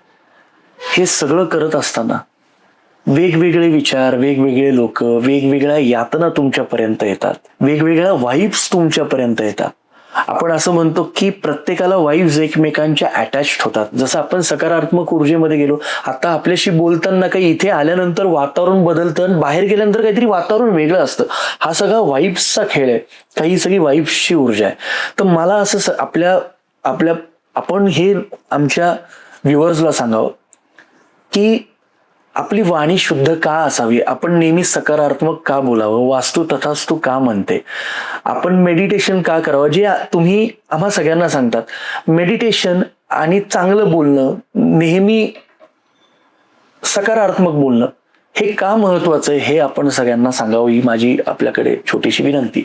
मेडिटेशन किंवा चांगल्या विचारांमध्ये स्वतःला ठेवणं का गरजेचं आहे, सायन्सचा थोडंसं त्याच्यासाठी आपण सपोर्ट घेतला. कॉन्शियस आणि सबकॉन्शियस असे 2 माइंड आहेत आपल्याला. बरोबर. तुमचा कॉन्शियस माइंड जो आहे ना, तो तुम्ही ज्या वेळेला आता आपण बोलतो तर आपला कॉन्शियस माइंड काम करतो. आणि ज्या वेळेला तुम्ही झोपता, निद्रिस्त अवस्थेमध्ये असता किंवा तुम्ही कुठल्याही प्रकारचं मेडिटेशन करता, त्यावेळेला तुमचा सबकॉन्शियस माइंड काम करत असतो. आणि ज्या वेळेला त्या छोट्या मेंदूला, मराठी भाषेमध्ये बोलायचं म्हटलं तर तुम्ही काय फिडिंग देताय त्यानुसार तुमचा दुसरा मेंदू काय काम करणार आहे हे सगळं त्याच्यावर डिपेंड आहे. आणि मग त्याच्यातून तुमच्या रोजच्या रुटीनमध्ये घडणाऱ्या घडामोडी या पण निर्भर आहेत. तर म्हणून स्वतःला कमीत कमी मेडिटेशन अगदी 2-4 तास नाही केलं तरी 20 मिनिट स्वतःला दिले पाहिजेत सकाळी. 20 मिनिट 20 मिनिट. आणि हे 20 मिनिटांचं जे चार्जिंग आहे ना तुम्हाला, ते चार्जिंग इतक्या वेगळ्या पद्धतीने तुम्हाला सपोर्ट करतं दिवसभर. मग उरलेल्या तुमच्या बाकी जो दिवस आहे तुमचा तो दिवस खूप चांगला चैतन्यमयी जातो, चांगल्या ऊर्जेमध्ये जातो. निगेटिव्ह माणूस जरी भेटला तरी त्याचा परिणाम आपल्या स्वतःवर होत नाही, टच होत नाही. तो एक ओरा क्रिएट होतो. Aura create. आणि तो स्वतःभोवती जे वलय आपण निर्माण केलेलं असतं ते वलय आपल्यासाठी काम करतं. म्हणून माणसाने काम करावं, पण स्वतःसाठी आवश्यक असणारा जो वेळ आहे तो दिलाच पाहिजे. एक गमतीशीर प्रश्न, गुरुजी असं कधी वाटलं होतं का की तुम्ही माझ्या शो मध्ये येऊन असा पॉडकास्ट द्याल? कधीच नाही वाटलं, कधीच नाही. एकतर मी स्वतः काम करत असताना पहिल्या दिवसापासून मी ज्या वेळेला, हा एक पारंपरिक व्यवसाय आहे, पारंपरिक व्यवसायामध्ये खूप लोकांना गुरुजींकडे बघण्याचा दृष्टिकोनच वेगळा आहे. म्हणजे पूर्वी परिस्थिती होती, गोष्टी होत्या, म्हणून मग ते त्यांचं ते सगळं अटायर आणि या सगळ्या गोष्टी वेगळ्या पद्धतीने पाहायच्या सवय लोकांना होती. मी या व्यवसायात आल्यानंतर लोकांचा माइंडसेट चेंज करून टाकला. हो, ते ऍक्च्युली फार गरजेचं आहे. म्हणजे आता जेवढे सिनेमे येत आहेत आपण बघतोय तर देव पण आता मस्तपैकी फॉर्मल्स मध्ये दाखवतात. ऍक्च्युली परमेश्वर तुम्ही ज्या पद्धतीने पाहाल तसा परमेश्वर आहे. अगदी बरोबर. क्या बात आहे गुरुजी. मी पहिल्या दिवसापासून व्यवसायामध्ये बदल करत आलो. आणि कारण आमचं स्लोगन पाहिलं, टॅगलाईन पाहिलं, म्हणजे परंपरा तीच पण त्याला जोड आधुनिकतेची. एक्झॅक्टली. हे मी प्रत्येक वेळेला वारंवार सांगतो. त्याचं कारण काय आहे, जोपर्यंत तुम्ही तुमचं माइंडसेट बदलत नाही, अपग्रेड होत नाही, तोपर्यंत तुमचं आयुष्य बदलू शकत. अगदी बरोबर. म्हणजे हा व्यवसाय परंपरेनुसार जसं चालत होता तसा सुरू केल्यानंतर मी एक विचार केला. कारण मी तुला मगाशी सांगितलं माझं बालपण त्या पद्धतीने गेलं आणि माझे स्वप्न जे होते, मी लहानपणी पाहिलेले सगळे स्वप्न मी आतापर्यंत पूर्ण केलेत. क्या बात आहे. एकही स्वप्न माझं अपूर्ण नाही हे मी सांगू शकतो. पुढे मी पाहतोय तेही स्वप्न मी नक्की पूर्ण करणार. मला माहिती तुम्ही काय स्वप्न बघता, रोज उठताना, रोज झोपताना, रोज जेवताना, असं मला वाटतं. बघा, मला थोडीफार ऊर्जा असेल आणि तुमचं स्वप्न एकच आहे की जनहित आणि जनकल्याण, जनहित आणि जनकल्याण. बरोबर, am I right or wrong? हे तर माझ्या आयुष्याचा एक असा भाग होऊन बसलेला आहे. ज्या दिवशी मी ऑफिसला येऊन बसत नाही त्या दिवशी मला करमत नाही. माझ्या आयुष्याचं एक गणित असं आहे की मला रोज नवीन 5 माणसांची ओळख करायची असते. वा. नवीन 5 माणसं भेटली पाहिजे. नवीन, जुनी येतील ती ठीक आहे, नवीन 5 माणसांची ओळख झाली पाहिजे. आणि माझा कनेक्ट इतका चांगला आहे दिग्विजय की प्रत्येक माणसाशी माझं खूप चांगला संबंध, खूप चांगलं रिलेशन आहे. म्हणजे प्रत्येक क्षेत्रातला माणूस माझ्याशी आता संबंधित आहे. मी त्याला हक्काने बोलू शकतो, सांगू शकतो. साक्षीदार आहे. 17 वर्ष, 15-16 वर्ष. तर माझ्याशी जुडलेला माणूस आजपर्यंत कधीही तुटलेला नाही. आता आजपर्यंत ही जी वाटचाल केली, गोष्टी केल्या, हे खूप मोठं टीम वर्क आहे. हो, एकटा माणूस करू शकत नाही करू शकत. पडद्यामागचे कलाकार खूप असतात जे लोक कॅमेराच्या मागे पण बसले. आमचं नंदकुमार आहे, कुमार दादा, आमचे माधव जोशी आहे. ही सगळी मंडळी खूप काम करतात. ही सगळी लोक त्यांना दिलेल्या जबाबदाऱ्या, त्यांना दिलेली कामं चोखपणे पार पाडतात. म्हणून मी शांतपणे सगळीकडे फिरू शकतो, मी गोष्टी डेव्हलप करू शकतो, मी काहीतरी मोठा विषय, विचार, सगळ्या गोष्टी करू शकतो. नाहीतर अशा पद्धतीने जर तुम्हाला साथ मिळाली नाही तर तुम्ही गोष्टी करू शकत नाही. म्हणूनच मग आम्ही या क्षेत्रामध्ये आल्यानंतर लोकांना काय आवडेल, लोकांना काय आवश्यक आहे, म्हणून मग जगातील पहिलं ISO सर्टिफिकेशन हे आम्ही घेतलेलं आहे. तुमच्याकडे आहे, आपल्याकडे आहे. बरोबर. त्याच्यानंतर बऱ्याच जणांनी घेतलं, बऱ्याच जणांनी गोष्टी केल्या. माझं म्हणणं काय असतं, बरेच जण करतात तर चांगली गोष्ट, काहीतरी चांगली गोष्ट ते फॉलो करतायत, चांगल्या गोष्टी हे करतायत. मी कधीच व्यवसाय करत असताना, काम करत असताना, माझं आयुष्य जगत असताना कोणाला कधीच क्रिटिसाइज करत नाही, कोणाला कधीच कमी लेखत नाही. मला असं वाटतं की प्रत्येकाची प्रगती झाली पाहिजे. बरोबर आहे. मी कायम विचार करताना माझ्यासोबत काम करणाऱ्या माणसाची प्रगती झाली पाहिजे, माझ्याकडे येणाऱ्या माणसाची प्रगती झाली पाहिजे आणि माझ्यासारख्याच याच व्यवसायामध्ये काम करणाऱ्या इतरांची पण प्रगती झाली पाहिजे, अशाच भावनेने मी कायम काम करतो. कदाचित सगळ्यांची अशी भावना नसेल, कारण प्रत्येक व्यवसायामध्ये कोणीतरी प्रगती करतंय, हो. तर त्याच्या उणीवा काढण्यामध्ये लोक फार वेळ वाया घालवतात. जे आपण नजरेवरती नजरेवरती बोल. बरोबर. तर मी कधी कोणाची उणीव काढत नाही, उलट मी एनकरेज करतो. प्रत्येकजण म्हटलं खूप छान करतोय, चांगलं करतोय, चांगलं कर. मला कुठलंही काम करत असताना माझी कायम भावना एकच असते, जे करायचं ते चांगलं करायचं. मग लोकांना आपल्याला जेवण द्यायचं ना, चांगलं द्यायचं. आपल्याला कार्यक्रम करायचा ना, चांगला करायचा. स्वच्छ करायचा. आपल्याला कुठली गोष्ट करायची ना, उत्तम करायची. जगात सगळ्यात चांगलं जे असेल ते आपल्यासाठी आहे. अगदी बरोबर गुरुजी. त्यातूनच एनर्जी डेव्हलप होतो. तुम्ही कॉम्प्रोमाइज करायला गेलात ना छोट्या छोट्या गोष्टींमध्ये, पूर्ण आयुष्य कॉम्प्रोमाइज करतच काढावं लागतं. अगदी बरोबर. त्यामुळे जोपर्यंत तुमचा माइंडसेट, मेंटॅलिटी तुम्ही चेंज करत नाही, तोपर्यंत तुमची प्रगती होऊ शकत नाही. म्हणजे जसं फिरून आपण परत येऊयात, तो गंध का लावायचा? कारण आपण स्वतःला आदर देणं फार महत्वाचं आहे, आपण स्वतःला स्वच्छ ठेवणं फार महत्वाचं आहे. जेव्हा गुरुजींनी सांगितलं की गंध का लावायचा, कारण आपण आपल्याला थँक्स म्हटलं पाहिजे, आपल्या स्वतःला धन्यवाद म्हटलं पाहिजे. कारण परमात्म्याने रोज आपल्याला तो जीवन दाखवतो, म्हणून ह्या देहाला अरे हेच आहे, शरीर स्वच्छता कशासाठी सांगितली. म्हणजे आपण पाहतो की डॉक्टर आपल्याला सल्ला देतात गोष्टी, शरीर स्वच्छता त्या गोष्टीसाठीच आहे. सेल्फ रिस्पेक्ट जास्ती महत्वाचं आहे. अगदी बरोबर. तुम्ही स्वतःला जर व्यवस्थित ठेवू शकत नाहीये, तुम्ही स्वतःलाच पाहिजे त्या पद्धतीचा न्याय देऊ शकत नाही, तर दुसऱ्यांना काय देणार तुम्ही? खरी गोष्ट. लोक म्हणतात तेवढे कडक कपडे घालायची काय गरज आहे, चांगले कपडे घालायची काय गरज आहे. माझ्याकडे येणारी व्यक्ती ज्या वेळेला माझ्याकडे बघेल, हो हो, तर त्याला विश्वास वाटायला पाहिजे ना की माझी अडचण हा सॉल्व्ह करू शकतो म्हणून. अगदी बरोबर आहे. मीच काहीतरी जाणवलं पण पाहिजे आणि दिसली पण पाहिजे. मीच अडचणीत आहे असं वाटलं तर तो म्हणेल तुम्हालाच काही मदतीची गरज आहे का? जसं म्हणजे आपण मोदीजींना पाहतो, काय तुम्ही तो अनेक वेळा पाहिलंय, गरजेचंच आहे. तुम्ही तर मोठ्या मोठ्या, म्हणजे मला नावं बापरे, पण द ग्रेट खली पासून तर आदरणीय कंगना रनौत जी, योगीजी, इतक्या मोठ्या मोठ्या लोकांच्या बद्दल तुम्ही त्यांच्यासोबत, म्हणजे ते तुमच्याकडे येतात का, तुम्ही त्यांच्याबरोबर खूप सुंदर सुंदर गोष्टी चालू आहेत. आणि पण असं कधीच जाणू नाही दिलं, देशमुख गुरुजींना कधी जरी फोन केला म्हणजे त्यांच्या वेळेप्रमाणे फोन केला तर नक्की प्रश्नाचं उत्तर मिळतं. गुरुजी, आमच्या शोचा एक टास्क आहे, सॉरी फार आम्ही मोकळ्या गप्पा असल्या, हा फोन आहे, तुमच्याकडे 2 फोन आहेत, मी काय हा फोन तुम्हाला देणार नाही, पण या फोनमध्ये कुठलंही सिम कार्ड नाहीये, या फोनमध्ये कुठलंही नेटवर्क नाहीये, तुम्हाला सगळ्यांना माहिती आहे, आणि मी हा तुम्हाला फोन सुपूर्त करतो. तुम्हाला कोणाला फोन लावायचा आहे, आयुष्यातली एक इच्छा असते की बाबा कोणाला तरी फोन लावायचा आहे, तुम्ही कुठल्या वस्तूला लावू शकता, तुम्हाला खरं आणि तुम्हाला बोलायचं आहे. ऍक्च्युली मी तुम्हाला करायला लावणंच ही खूप मोठी चुकीची गोष्ट आहे, पण शोचा टास्क आहे. जसं तुम्ही म्हटलात ना की परंपरा तीच पण आधुनिकतेची जोड, म्हणून मी हा फोन तुम्हाला कोणाला लावायचा तुम्ही लावू शकता आणि त्यांच्याशी 2 मिनिटं बोलू शकता. तुम्हाला ज्याला लावायचं गुरुजी त्यांना तुम्ही लावू शकता. आज खूप धाडस करून आम्ही हा इंटरव्ह्यू घेतोय, मोकळ्या गप्पा आहे. मी आजचा जो फोन आहे हा परमेश्वराला लावेल. अरे क्या बात आहे. परमेश्वराला म्हणजे माझी नितांत श्रद्धा दत्त महाराजांवर आहे.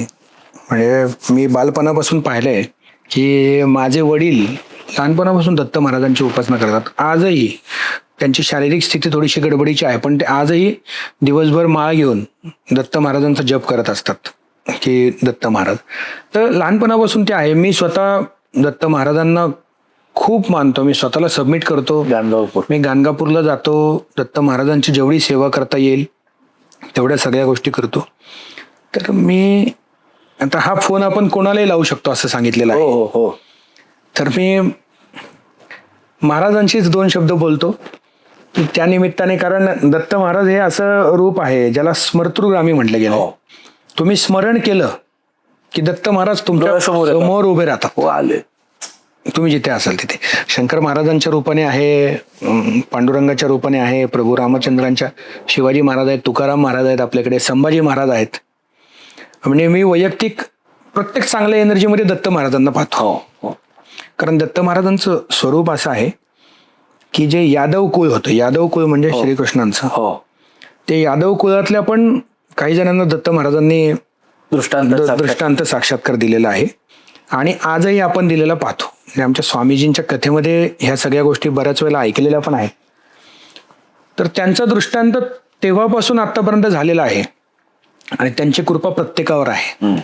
तर मी महाराजांशी थोडंसं तुझ्या मार्फत बोलता येते म्हणून बोलतो. योगच म्हणावा. बापरे. तर कोण कानाला लावायचं आहे? नाही, कानाला लावला तरी चालेल. परंपरा तीच. पण त्याला जोड जोड असं समजूया आपण व्हिडिओ कॉल केलाय महाराजांना. अरे वा, चालेल चालेल चालेल. महाराजांच्या चरणी साष्टांग दंडवत प्रणाम. मी महाराजांना मनापासून धन्यवाद देऊ इच्छितो की आपण मला इतक्या चांगल्या कुटुंबामध्ये जन्म दिलात, हे जग पाहण्याची संधी दिली आणि हे करत असताना या क्षेत्रामध्ये मला येता आलं. या क्षेत्रामध्ये येऊन पण स्वामीजींच्या रूपानं, माझ्या गुरुजी महेश नंदे गुरुजींच्या रूपानं आपण मला कायम मार्गदर्शन करत राहिलात आणि त्या मार्गदर्शनाच्या बळावरच मी आज उभा आहे. मी तुमच्या चरणी हीच प्रार्थना करेल, आयुष्यामध्ये कितीही चढ उतार आला, कितीही मोठा झालो, कुठलंही संकट आलं, आजपर्यंत माझी हीच भावना आहे की तुम्ही माझ्या पाठीशी उभे आहात आणि कायम तुम्ही माझ्या पाठीशी उभे राहाल. तुमची सेवा आयुष्यभर करून घ्या आणि कायम तुमच्या चरणाशी नतमस्तक होता येईल अशीच सद्बुद्धी आपण मला कायम द्यावी अशी आपल्या चरणी प्रार्थना करतो. श्री गुरुदेव दत्त. माझ्यासाठी हा फोन खूप महत्वाचा झालाय, कारण तुम्ही इथून व्हिडिओ कॉल लावला होता आणि गुरुजी आपल्याला म्हणजे खोटं वाटणारच नाही, पण मला ह्या मार्फत सांगायचं, ह्या फोनवरती गुरुजींच्या माध्यमातून दादांच्या, आम्ही गुरुजीच म्हणतो, नंदकुमार गुरुजी यांच्या माध्यमातून आम्ही अक्कलकोटला जात होतो एका शूटिंगला आणि मग गुरुजींनी तिकडे आम्हाला एकांना जोडून दिलं. त्यांचं नाव आहे रत्नाकर पुजारी गुरुजी. मी देवाशपथ सांगतो, आमच्याकडे ॲक्च्युली दुसरा फोन असतो, पण आज हा मी माझा फोन काढून दिला, तो फोन वेगळा असतो. आणि देवाची शपथ सांगतो, रोज त्या दिवसानंतर ते आत्तापर्यंत रोज आपले जे मित्रवर्य आहेत, गुरुजी आहेत, रत्नाकर पुजारी गुरुजी, हे रोज मला गाणगापूरचा व्हिडिओ पाठवतात. आणि पहिल्यांदा या शो मध्ये असं झालंय की गुरुजींनी फोन, म्हणजे सगळ्यांनी फोन लावलेत पण यांनी व्हिडिओ कॉल दिलाय. हा ऍक्च्युली साक्षात्कार आमच्यासाठी आहे. महाराजांची कृपा आहे, महाराजांचे आशीर्वाद आहेत. खूप मंडळी, मी हे मानतो, माझ्या आयुष्यामध्ये मला खूप माणसं चांगली भेटत गेली, ज्यांच्या सपोर्टमुळेच आपण उभं राहू शकतो. कारण हे बघ, आध्यात्मिक क्षेत्र असू देत किंवा प्रोफेशनल डेस्क, कुठलीही गोष्ट असू दे, त्याच्यामध्ये वेगवेगळ्या टप्प्यांना तुम्हाला वेगवेगळी माणसं भेटत जातात. बरोबर आहे. आणि ती ज्या वेळेला तुम्हाला सपोर्ट करत जातात ना, त्यावेळेला तुम्ही पुढे येत जाता. अगदी बरोबर. तर ही सगळी माणसं मला महाराजांच्या रूपानेच भेटलीत अशी माझी भावना. आणि ती लोक आजही माझ्यासोबत आहेत. सगळ्या गोष्टी आहेत. आता काही त्यांच्या काही प्रोफेशनल गोष्टी असतात, त्यामुळे मी सगळ्यांची नावं नाही घेऊ शकत. बरोबर आहे, अगदी. किंवा आपण ऑन कॅमेरात सगळ्यांची नावं नाही सांगू शकत. अगदी बरोबर आहे. पण माझ्या आयुष्यात जे काही घडतंय ते फक्त दत्त महाराजांमुळेच घडतंय. आणि मी जे काही लोकांना मार्गदर्शन करतोय ते दत्त महाराजांच्या प्रेरणेनेच करतोय. त्याच्याशिवाय म्हणजे माझा हेतू, मग शंकर महाराज दत्त महाराजांचे अंश आहेत, स्वामी दत्त महाराज स्वामी आहेत, महादेव आहेत. मी सगळ्यांना, आणि मी वैयक्तिक जरी कोणाला यज्ञ वगैरे सांगत असेल तरी मी स्वतःसाठी खूप गोष्टी करत राहतो. मला आवडतं ह्या सगळ्या गोष्टींमध्ये रमणं, ह्या सगळ्या गोष्टी करणं. आणि परत सांगितलं तसं, मी जसं लोकांना चांगलं करा असं सांगतो, त्यावेळेला मी स्वतःचं करत असताना खूप भव्यदिव्य पद्धतीने करतो. म्हणजे मी त्याच्यामध्ये कुठलीही कमतरता राहील, शास्त्रामध्ये सांगितले तेवढे जास्तीत जास्त. कारण हा देह परमेश्वराने तुम्हाला चांगली कामं करण्यासाठी दिलेला आहे, तर तुम्ही त्याचा उपयोग 100% करून घेणं हे आपलं कर्तव्य आहे. जाता जाता 1-2 प्रश्न, फक्त जास्त वेळ घेणार नाही. गुरुजींना आता अपॉइंटमेंट्स आहेत गुरुजींचे. गुरुजी, आपल्याला जर भेटायचं असेल, आपली जर वेळ घ्यायची असेल पुण्यामध्ये, तर आता खूप जण, खूप मोठा परिवार अख्खा भारत हा सगळा पॉडकास्ट बघणार आहे, पण जर आपल्याला कोणाला भेटायचं असेल का आपली वेळ घ्यायची असेल तर पुण्यामध्ये कुठे यावं? पुण्यामध्ये आपलं के मार्केटला आहे. के मार्केट आणि कधी कधी अवेलेबल असतं आपण? मी आठवड्यातून 4 दिवस इकडे असतो. बरं. बुधवार ते शनिवार तर नक्कीच असतो पुण्यामध्ये. तर वेळ घेऊन येऊ शकता आपण. आमची वेबसाईट आहे www.deshmukhguruji.com. हो. याच्यावरही आपल्याला सविस्तर माहिती मिळेल. आमचा इंस्टाग्रामला देशमुख गुरुजी ऑफिशियल म्हणून पेज आहे, ज्याच्यावरही आपण जाऊन संपर्क करू शकता. बरं. कारण आता काय झालंय की देशमुख गुरुजी नावाने आपण जो ब्रँड सुरू केला, आता त्याची कॉपी व्हायला सुरुवात झाली. अच्छा, म्हणजे फर्स्ट कॉपी, सेकंड कॉपी. क्या बात. आता बरेच जण देशमुख गुरुजी नावाने काही सोशल मीडियावर पेज काढतायत, ते नावाने करतायत. आता अर्थात पाहायला गेलं, मी विसरलो. किती मोठी गोष्ट आहे ना की आपल्या ब्रँडची फर्स्ट कॉपी आणि सेकंड कॉपी आणि थर्ड कॉपी होती. त्याबद्दल एकदा जोरदार टाळ्या क्या बात आहे. ही ऊर्जा आहे. तर तसं पाहायला गेलं तर आपण ह्या सगळ्या गोष्टी फार प्रोफेशनली फॉलो करतो. हो. आपण आपला लोगो, ट्रेडमार्क, रजिस्टर, आपली टॅगलाईन, सगळ्या गोष्टी, आपलं श्री देशमुख गुरुजी हे जे नाव आहे, देशमुख गुरुजी नावाने तसं कोणीही वापरू शकत नाही. बरोबर. हे कदाचित त्या लोकांना माहिती नसेल, पण वापरू नये या माध्यमातून मी सांगतो की त्यांनी स्वतःचं इनिशियल पुढे लावून मग त्यांनी पुढे देशमुख गुरुजी लावावं. सॉरी, मी तुम्हाला कट करतो. जसं तुम्ही ते अल्गोरिदमचं सांगितलं आणि ते येतात आणि ते सगळं येत राहिल्यानंतर जे बाकीचे लोक नंतर जे हा तोच प्रकार असावा. हा तोच प्रकार आहे. म्हणून मग देशमुख गुरुजी, श्री देशमुख गुरुजी या नावाने जे काही आहे, तर आपलं देशमुख गुरुजी ऑफिशियल या नावाने सोशल मीडियावर पेज आहे इंस्टाग्रामवर. आणि श्री देशमुख गुरुजी हे नाव न वापरता त्यांनी स्वतःचं इनिशियल लावून जर त्यांनी ते वापरलं तर जास्ती चांगलं राहील. म्हणजे उद्या कुठली गोष्ट लिगली गोष्टी झाल्या तर मग त्याच्यामध्ये गडबड नाही होणार. कारण ही पण एक खूप गडबडीची गोष्ट असते ज्यावेळेला आपण काही गोष्टी करतो त्यावेळेला. तर आणि आमचा एक नंबर पण आहे ज्याच्यावर तुम्ही फोन करू शकता.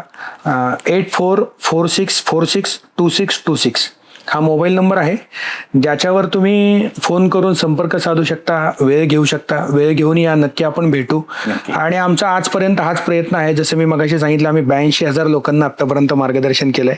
लवकरच 1 लाखाचा टप्पा आमचा पुढच्या 3-4 महिन्यांमध्ये पूर्ण होईल. हर हर महादेव. आणि जसं मी सांगितलं की आमच्याकडे आलेली व्यक्ती, आम्ही म्हणतो 99.9% रिझल्ट हा मिळतोच. 0.1% त्या माणसाची श्रद्धा नसेल, त्या माणसाचा विश्वास नसेल तर मग गडबड होते. त्याला आपण काही करू शकत नाही. पण आमच्याकडून आम्ही पूर्ण प्रयत्न करतो की त्याला जास्तीत जास्त देऊन त्याच्या आयुष्यामध्ये आनंद यावा. खूप लोक असे आहेत की काम झाल्यानंतर गायब होतात, मग 2-4 वर्षांनी अडचण आल्यानंतरच परत येतात. खूप मंडळी दिग्विजय सारखे आहेत की चांगली गोष्ट घडली की आवर्जून धावत पळत येऊन सांगतात, गुरुजी असं झालं, गुरुजी तसं झालं. असं ज्या वेळेला कोणीतरी येऊन सांगतं, कोणीतरी मिठाई घेऊन येतं, पेढे घेऊन येतं, मी बऱ्याच लोकांना सांगतो माझ्या ऑफिसमध्ये मला फी मिळावी, रेव्हेन्यू जनरेट व्हावा म्हणून दिसत नाही. कारण आता त्या रेव्हेन्यूच्या पलीकडे आपण गेलोय. हो. पण ज्या वेळेला एखादी व्यक्ती माझ्याकडे मिठाईचा बॉक्स घेऊन येते त्यावेळेला मला जो आनंद होतो तो आनंद दुसरा कशातही नाही. कारण त्या व्यक्तीचं काहीतरी चांगलं काम झालेलं असतं. त्या व्यक्तीच्या आयुष्यामध्ये काहीतरी चांगलं घडताना त्यामध्ये कुठेतरी आपण एक घटक होतो, एक पार्ट असतो की त्याला त्याचं काहीतरी चांगलं घडतंय ना, अशी त्याची भावना होती की गुरुजींनी सांगितलं, आपण केलं आणि झालं. याच्यापेक्षा मोठी कमाई कुठलीच नाही असं मी मानतो. सगळ्यात महत्वाची गोष्ट गुरुजी, मला परत तो सारसबागेतला पाळणा आठवला. आणि आता डोळ्यासमोर चित्र आलं की जेव्हा तुमचे बाबा तो पाळण्यात प्रत्येक मूल त्या हे तुमच्यात गुण आलेत असं मला वाटतं. त्या पाळण्यामध्ये ठीक आहे ते 1 रुपया वगैरे घ्यायचे, पण त्या पाळण्यामध्ये जेव्हा एखादं मूल बसायचं आणि ते चक्री गोल गोल फिरायची, त्याच्या चेहऱ्यावरचा आनंद हे तुमचे वडील टिपायचे आणि त्या आनंदामध्ये ते आनंद मानायचे. हेच उत्तर तुम्ही आत्ता दिलं की दुसऱ्यांच्या आनंदाला तुम्ही आनंद मानता आणि ती खरी ऊर्जा तुमच्यापर्यंत पोहोचते. गुरुजी, आजचा दिवस हा सुवर्ण आहे, सोनेरी आहे. मला माहित नाही हा योग आहे. 2026 मध्ये आपण गेल्या 3-4 महिन्यापूर्वी, 5 महिन्यापूर्वी हा पॉडकास्ट चालू केला. लॉकडाऊन मध्ये तर हा पॉडकास्ट होता. तुम्हाला हेही सांगतो, ह्या पॉडकास्टची सुरुवात करण्याच्या आधी मी गुरुजींना विचारलं होतं की गुरुजी मी हा पॉडकास्ट सुरू करू का. गुरुजींनी तारीख दिली आणि मी त्या दिवशी तारखेला सुरुवात केली. तब्बल 2 महिन्यात आता 16-17 पॉडकास्ट झाले, आपण सगळे बघितलेत. पण मला हे कधीच वाटलं नव्हतं की ह्या पॉडकास्टला आम्हाला मार्गदर्शन करायला, आपल्या सर्वांना वाट चांगली दाखवण्यासाठी, मी सुरुवातीलाच म्हटलो की एका चुकलेल्या प्रवाशाला योग्य वाट दाखवणारे सुजित देशमुख गुरुजी. गुरुजी धन्यवाद. आज तुम्ही आमच्याकडे नाही आला, तुमच्या ऊर्जेमुळे आम्ही तुमच्याकडे आलो. त्याबद्दल मनापासून खूप खूप आभार, खूप खूप धन्यवाद. आपली साथ आशीर्वाद आमच्या सर्वांवरती अशीच ठेवा. धन्यवाद. धन्यवाद.